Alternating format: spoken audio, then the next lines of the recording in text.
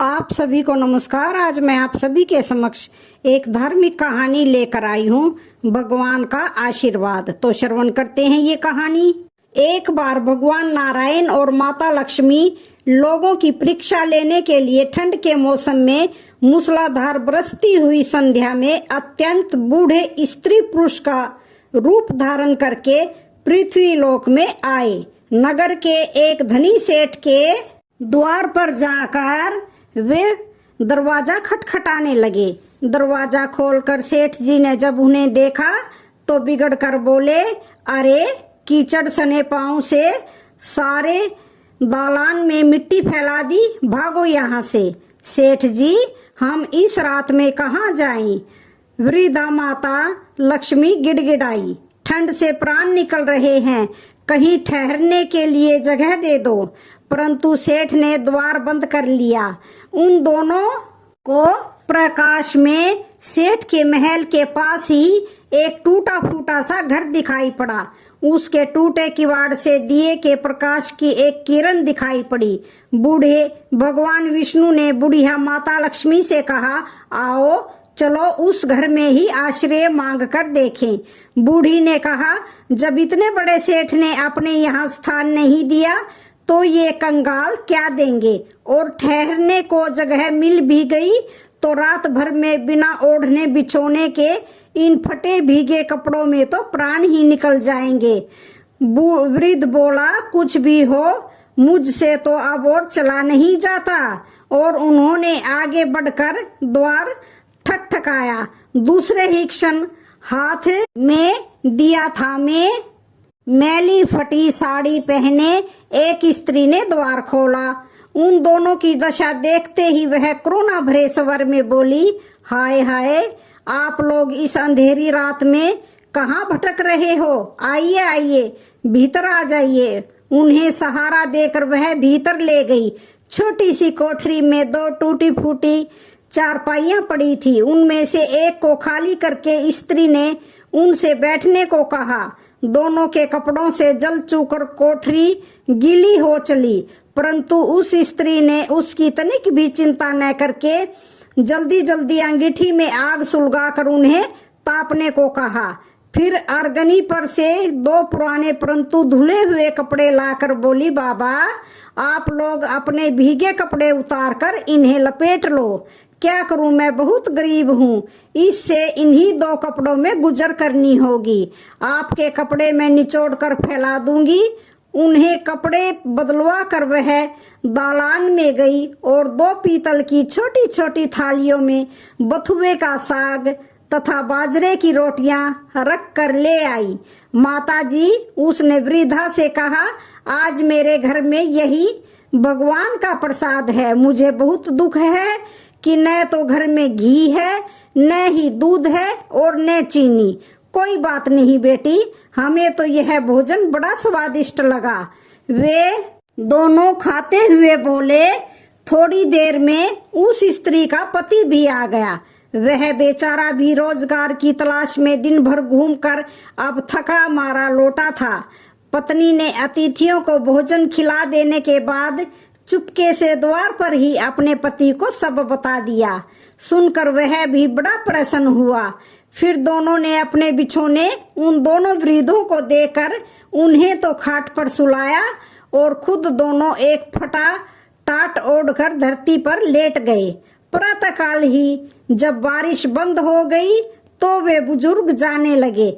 स्त्री ने उन्हें हाथ जोड़कर सूरज निकलने तक रोका। फिर घर में जो कुछ चने पड़े थे उन्हें पीस कर आटा गूंथा, रोटियां बनाई, उनके लिए बांध दी और बोली, माता हम निर्धन हैं, इसी से जैसी सेवा करनी चाहिए थी वैसी कर नहीं सकी मैं। आशा है आप मुझे क्षमा कर देंगी।